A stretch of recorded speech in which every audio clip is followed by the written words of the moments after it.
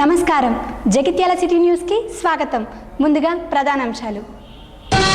ప్రపంచ మాదక దినోత్సవం సందర్భంగా కరపత్రాన్ని ఆవిష్కరించిన అధికారి. కుల ధృవీకరణ పత్రాలు ఇవ్వడం లేదు, ర్యాలీ నిర్వహించిన బుడగ జంగాల కులస్తులు.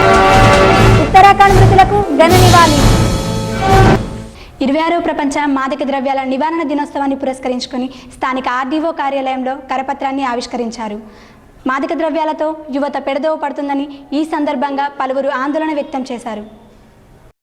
ప్రపంచ మాదక ద్రవ్యాల దినోత్సవం సందర్భంగా బుధవారం స్థానిక ఆర్డీఓ కార్యాలయంలో కరపత్రాన్ని ఆవిష్కరించారు. సామాజిక కార్యకర్త తవుట రామచంద్రం మాదక ద్రవ్యాలు వాటి ప్రభావంపై కరపత్రాన్ని రూపొందించి ఆర్డీఓ కార్యాలయం ఏఈఓ మహేందర్ చే ఆవిష్కరింపజేశారు.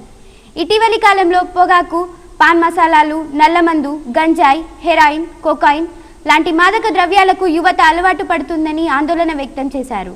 కార్యక్రమంలో బండశంకర్, సిపల్లి రవీందర్, ముసిపట్ల లక్ష్మీనారాయణ తదితరులు పాల్గొన్నారు.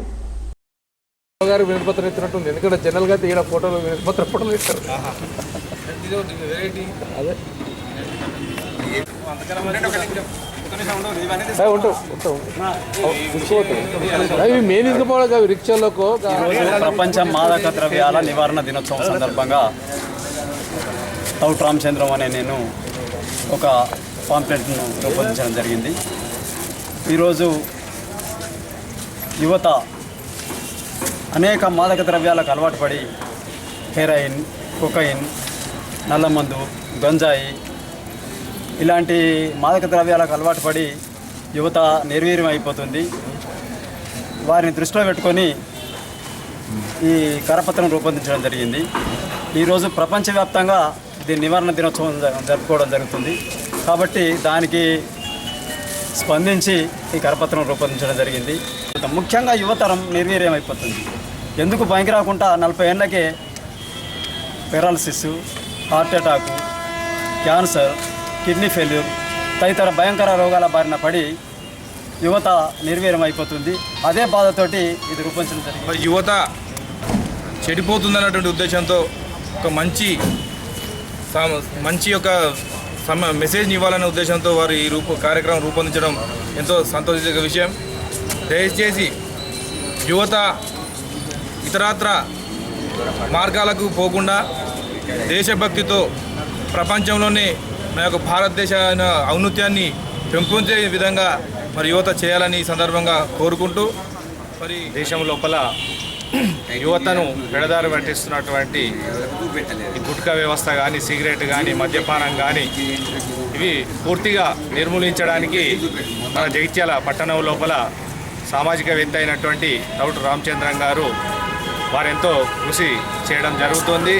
దీన్ని దృష్టిలో ఉంచుకొని వారు ఈరోజు ఒక కరపత్రం కూడా విడుదల చేయడం జరిగింది. ఈ కరపత్రంలో చదివినట్టయితే మీరు ఈ గుట్కాలకు కానీ దేనికైనా కానీ బానిసలు కాకుండా ఉంటారు.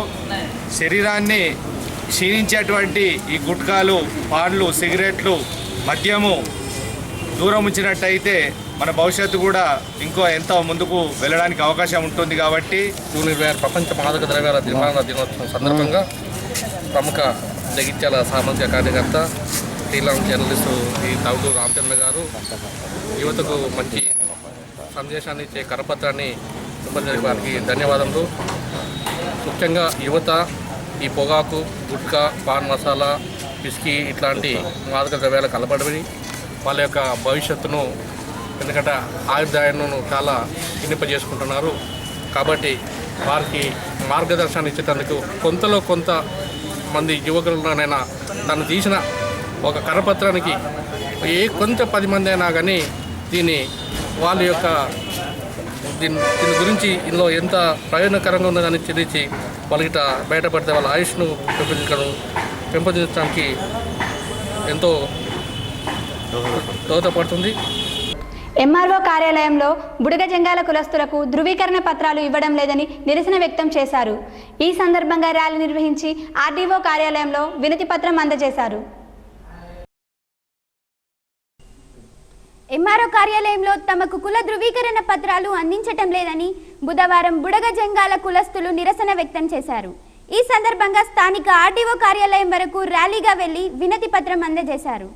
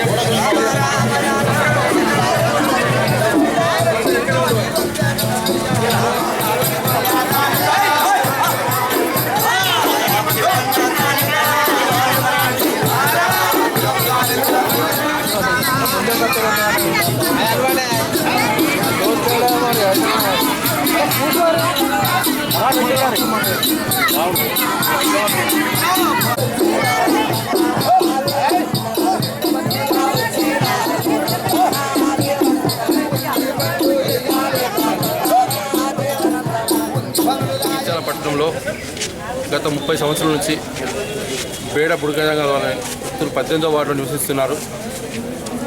వారికి ఎస్సీ కార్పొరేషన్ నుంచి దాదాపు అన్ని వసతులు కల్పించడం జరిగింది.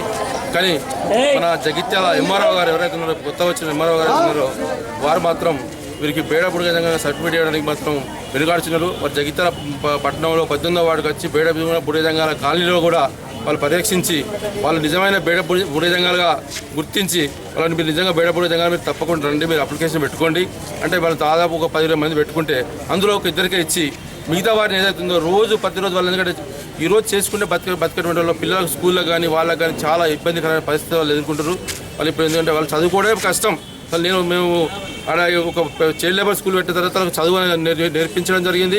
ఆ తర్వాత వాళ్ళు ఇప్పుడు చదువు ప్రతి ఒక్కరు కూడా చదువు స్కూలు బడి పిల్లలు చదువుకోవడం ఒక స్టేజ్కి వచ్చిన తర్వాత ప్రస్తుతానికి వాళ్ళు హాస్టల్ పంపారంటే కూడా ఆ సర్టిఫికేట్ అవసరం ఉంది. మీకు ఎందుకు సర్టిఫికేట్ అవసరం లేదు, పోజండి నిలగొట్టే పరిస్థితికి వచ్చింది. ఇప్పుడు ఎంఆర్ఓ గారికి అసలు అవగాహన లేదు. ఎందుకంటే ఏ విధమైనటువంటి ఆలోచన విధానం లేనటువంటి ఎంఆర్ఓ గారు ఇక్కడ ఉండి కూడా మనకు మంచి పద్ధతి కూడా కాదు.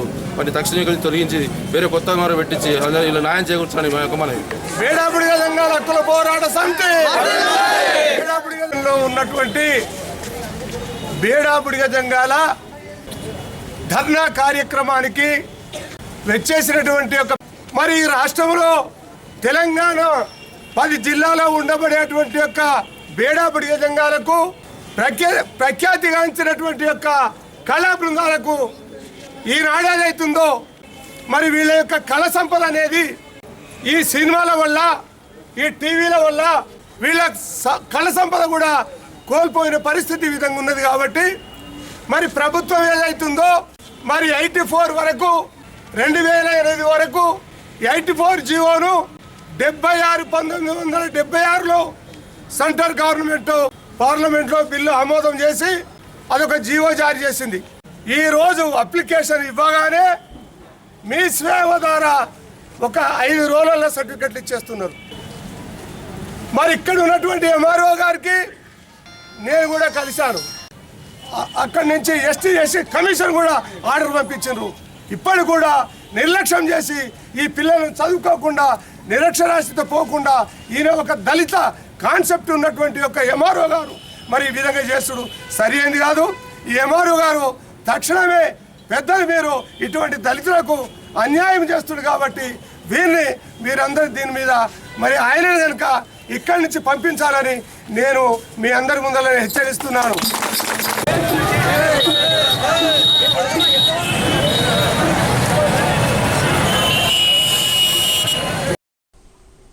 ఉత్తరాఖండ్ వరదల్లో మృతి చెందిన వారికి స్థానిక తెలుగుదేశం పార్టీ ఆధ్వర్యంలో బుధవారం సాయంత్రం కోవత్తులతో నివాళులు అర్పించారు. అత్యంత ప్రమాదకరంగా వరద బీభత్సం సృష్టించగా ఆ ప్రాంతంలో అనేక మంది బిక్కుబిక్కుమంటున్నారని పలువురు నాయకులు పేర్కొన్నారు. కార్యక్రమంలో జగిత్యాల టీడీపీ అధ్యక్షుడు గుంటి జగదీశ్వర్, నాయకులు నక్క రవీందర్, బాలశంకర్, వొల్లం మల్లేశం, సింగం గంగాధర్, మగ్గిడి గంగాధర్, రామనారాయణ తదితరులు పాల్గొన్నారు.